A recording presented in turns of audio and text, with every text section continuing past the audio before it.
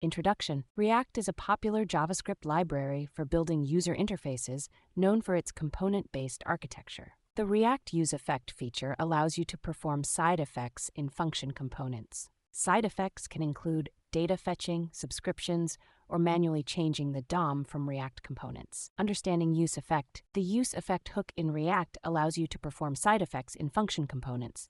It tells React that your component needs to do something after render. React will remember the function you passed, the effect, and call it after performing the DOM updates.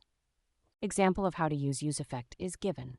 How does useEffect work? UseEffect is called after every render, including the first one. This behavior is different from class components, where the side effect runs only once after the first render.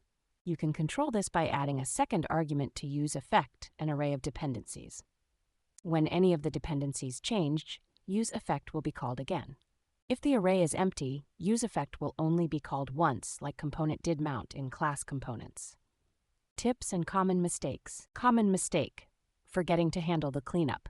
Some effects might require cleanup so they don't leak. If you subscribe to a service in useEffect, make sure you unsubscribe when the component unmounts by returning a cleanup function. Another common mistake: including functions in the dependency array that are defined within the component, leading to unnecessary re-renders. To avoid this, use the use callback or the useRef hooks. Avoid performing heavy computations inside useEffect to prevent blocking the rendering of the component and causing performance issues.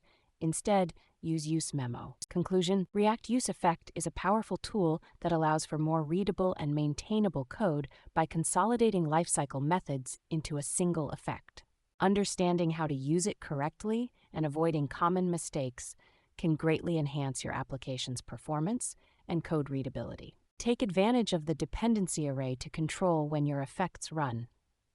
And don't forget to handle cleanup for any subscriptions or events to prevent memory leaks. With careful use and understanding, useEffect can become a valuable tool in your React toolkit.